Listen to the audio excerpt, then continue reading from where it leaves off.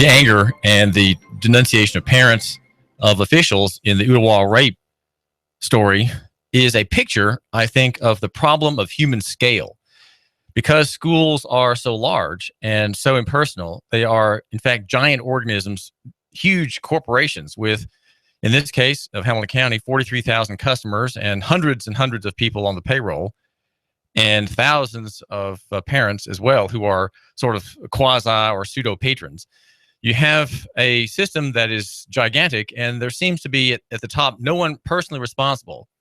And because there is this perception that we have a large school system with many parts, many officers, many titles, giant rows of halls and rooms and offices and administrative staff and policies and newspaper coverage, somehow there is a sense of alienation from the parents who are the angry ones at Ooltewah High School. And therefore, because the scale is inhuman, the people at the top, Rick Smith, Dr. Rick Smith, the superintendent, Mr. Welch, the chairman of the school board, receive very aggressive, very heated, and possibly unjust criticisms of their positions, of their holding their offices. Rick Smith, at a press conference yesterday, according to TV3's coverage, I'm looking here at Michelle Herron's story, said that no, he is not going to resign his position. He is going to maintain his government, his superintendency, if you will, of the bureaucracy. And he says, there were things that needed to be said. I wanted to be very careful at what I said, but I think things needed to be said in the position that I hold in the school system and the community. Again, we have quotes on television news that it was, as you read them, seem undiagrammable and almost incomprehensible. But that is a quote in Michelle Herron's story. He says, I regret that. I wish I would have said what I'm saying to you today a week ago. I wish I had stopped the season the moment I heard about it or soon after the fact. The grievance is that the games continued 2 or 3 games after the one at which the Ooltewah team had met in Sevier County. And even there, its members had abused other boys and other teams with verbal assaults in the sense of "I will effing shoot you" was one quote from one of the participants in the rape. The rape was a homosexual act. It was with a pool cube, one boy ramming this device into the rear end of the victim, a freshman, while 2 other boys held down this squirming subject of beating in, as they call it, beating in this boy into the inner circle of the team, or if not beating him into the inner circle, making him aware that there is an inner circle and that he had better watch that boundary, respect that boundary, and make all the proper honorifics to not offend the boundary or to be invited over at some point in the future with good performance on the field into the clique. And I suppose we could say it's better that this boy was abused by the blunt object made of wood than blunt objects of another kind that are familiar in the world of sodomy and homosexuality. Better one of wood than of flesh, perhaps we could say. And though the one of wood required 8 days of hospitalization and damage to this young man's digestive system or his excretory system. And but what about the abuse of the superintendent, the loud outcry, the call even for his resignation? More than 1,000 names have been attached to a petition for Rick Smith to resign. Is that somehow reasonable? How do we explain the vitriol, the poison that seems to be invested in that petition? Dr. Smith goes on to say, I don't want anybody to think he's being punished or penalized at this point, referring to Coach Andre Montgomery, under whose watch these boys operated. He says he's being transferred at this point, and if we find other reasons to address the coach, we will, meaning other reasons to address him in the way of punishment or reprimand or other, in light of what has happened by these inmates of the public system. Well, I think there's in this anger that the games weren't stopped.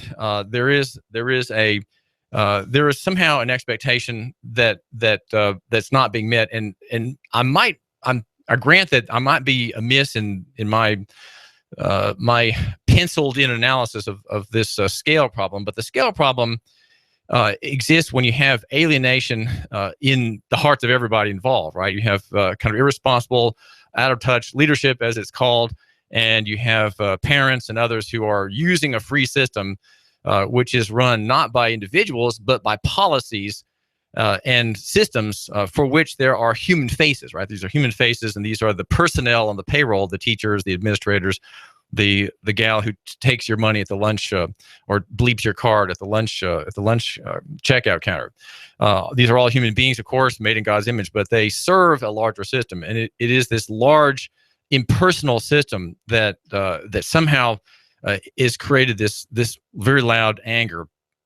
And this vitriol is just another word for sort of poisonous anger. Dr. Smith says, resignation has not crossed my mind. I have had no board members talk to me about that. I feel very much supported by the school board.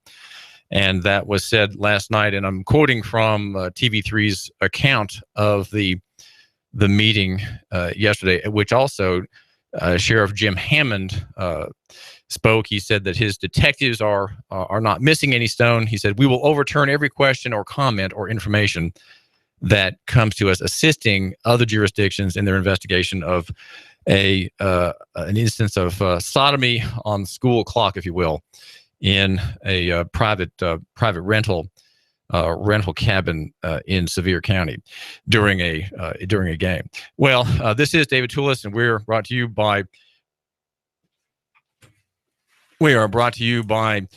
Choo Choo Barbecue, the delightful restaurant here in Hickson, Choo Choo Barbecue of Hickson, which specializes in the best lunches and also catering. If you have an event coming up, make sure that you consider Choo Choo Barbecue to cater your event, whether it's the food or the drink, the dessert as well. 870-7894. That's 870-7894.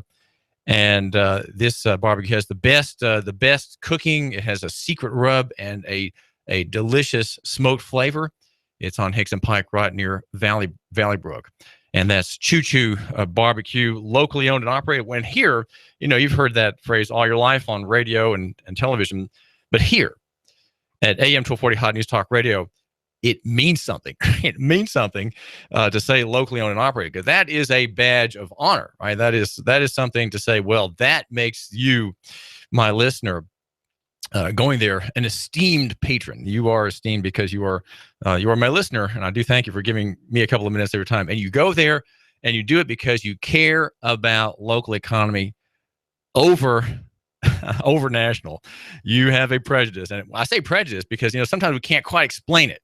That's kind of what my job, though, is to explain national versus local, to explain near versus far, and small versus big, and simple versus complex. Because if I put it that way, there is always there is a conflict. There is an antithesis between those concepts. And even if you go down into the footnotes, you got it in the footnotes too. You've got personal versus corporate, and physical versus abstract. I tend to be very physical. Okay, I'm a very physical person, and so I'm a simple. I like my money in silver if I can get it, and less so in digits. Though, I still don't have a credit card in my own name. I still don't. I have one as a deacon, and I have one as a sort of guardian of a senior citizen, right? One of our seasoned gray heads, and but not my own name. I just never had a credit card. Always done the simple thing and satisfied my seller. If I'm buying something, I just pay with green rectangles, even if I have to have a pile of them. I'll pay that way. Well, the scale problem is one that's drawn the note of important authors like Kirkpatrick Sale. He has a book called Human Scale, and it is a yeah, it's called Human Scale, and how big is everything in America, and how big really often isn't better. It's not better And when things are big, they lose their efficiency. Even in school, he has a chapter in this book published in 1980 by a conservative publisher. He makes a reference to Roger Barker and some pioneering work. There have been a host of later studies underscoring the virtues of small size.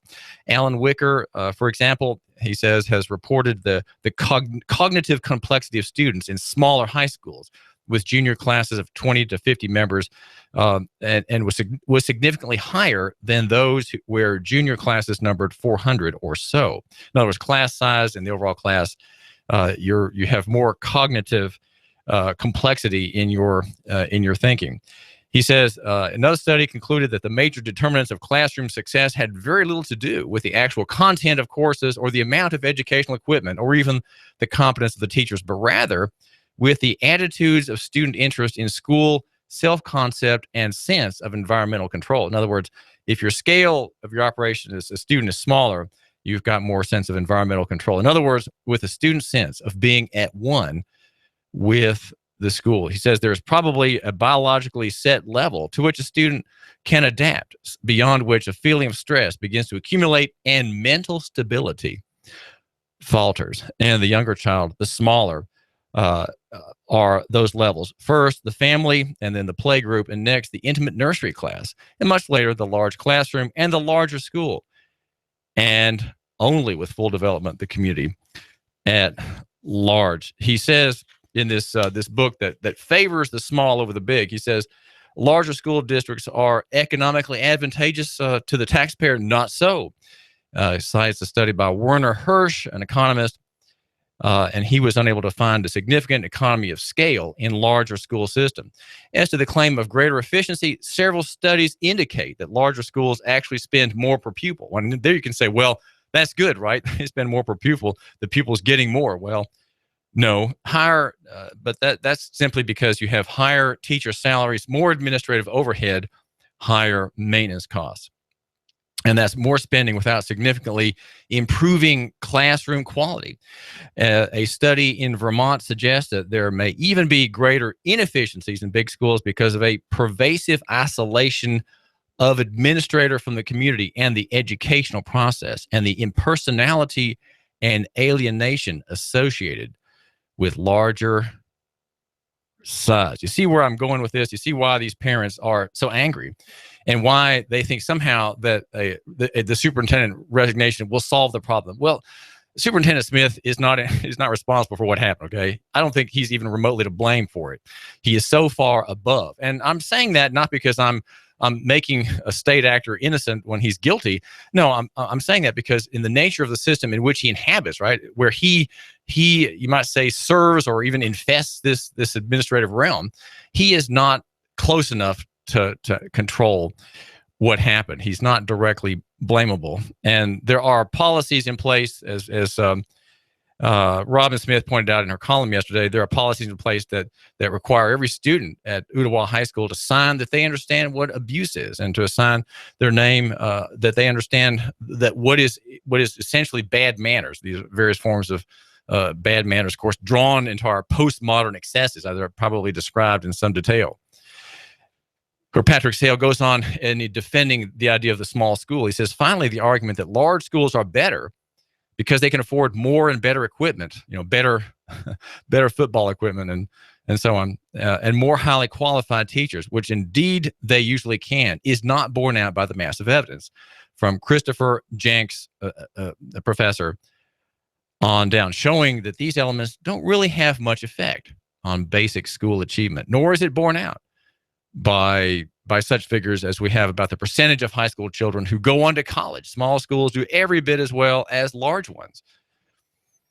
And their students seem to have the same rate of success in college. One analysis for Vermont showed that 6 of the top 10 schools in percentage of graduates entering college were small, with less than 60 in the graduating class, and they managed to produce with these percentages with an operating cost per pupil of $225 less than the large school. So a smaller school in which there's less spent per pupil has a better showing in college entry than larger school. And that is this again is looking at a problem in a different way. And you might say in terms of local economy, the free market. Now you can say, well, look, David, we understand that if you have a paradigm, you can see through your paradigm anything you want. Well, if I were a feminist professor at the university, believe me, everything I touched would have a feminist theory.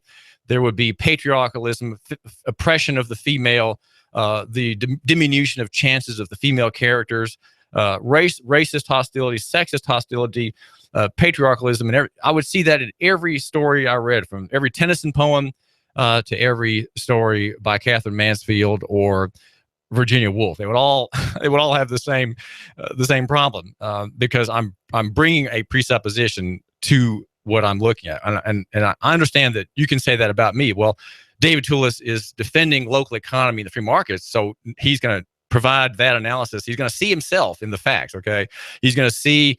He's going to read the news accounts on TV3, TV9, TV12, the Times Free Press, and Nooga.com, and simply see his preconception. Well, those are criticisms to which I'd be glad to answer. On the other hand, I would like to suggest that we do have in our day the problem of unpaid for scale. In other words, scale of giantism that affects our thinking, and we love things that are big. We are people who love the giant. We love giant flags. We love giant bridges, giant buildings, programs that run in the billions. We know in our secret heart that if that program has a budget past $1 billion or $5 billion, it's going to work. It's going to bring about a solution to the problems of the American people, whom are the intended beneficiaries. We know that problem will be solved, and we won't have to worry about it anymore or think about it any further. Now, in the story in TV3's coverage by David Carroll, who seems to be the lead man on covering this account, he says that, again, pointing out Dr. Superintendent Rick Smith's comments, he says he wishes he had canceled Ooltewah's basketball season immediately after the December 22 rape was reported, rather than waiting until the team played 4 additional games. He says the administrative team is being looked at as officials assess the repercussions of the assault. He said a, quote, restart for the school is possible in the months to come in the wake of widespread criticism about this alleged culture of hazing and what David Carroll says are an unusually high number of student hardship transfers. And the board members will be reviewing field trip policies and responses to out-of-town rule violations. There are no plans to suspend field trips or other curricular activities, David Carroll is reporting at TV3 today. We should always send them home when rules are broken, Dr. Smith says. He says such activities should be supported with tighter supervision and rules, but we must support these activities and make them better. And the way, why? So in a nutshell, what do I think we need to be seeing in this story? Again, we need to see that there is the scale problem. You could say it's a violation of human scale. When human scale is violated, and people have to make themselves felt. And so what they do is with the unreasoningly reach to the top. They reach to the top, the figurehead at the top, the man who knows all things, who's responsible for all things, who makes things happen. Why does he make things happen? Well, his title tells you that he does. He superintends, right? That means everyone in the school system, 43,000 students and their parents, all have intentions, right? They all intend certain things, intend good things. But he superintends. He intends over there. So his intention washes away like a wave washes away a little bulwark, a little entrenchment on the beach. His intention washes away the sandcastle, and in the end, it's all smoothed over by his intention. He's there as a state actor. He represents the interests of the state. Though he is a local man, he does not represent local economy. He represents the interest of the state. And so that is paramount, of course. That is always the main thing, that the state be upheld. This is David Tulis. We're brought to you by Superior Air Systems in Hamilton County in the big orange vans, delivering relief from the cold and the heat. Any exceeding level of either is rescued. You are rescued in those problems by superior air systems. Let Bill Keith and the men and staff in his big orange vans bring solutions to your cooling and heating problems. Make sure you take the Tennessee Handgun Permit class at Carter Shooting Supply and Range. That's the Tennessee Handgun Permit class at Carter Shooting Range. Become a member. There are discounts available at the shooting range on Highway 58. That's the Carter Shooting Supply and Range, and its class for concealed carry. Do take that class and exercise your rights. This is David Tulis.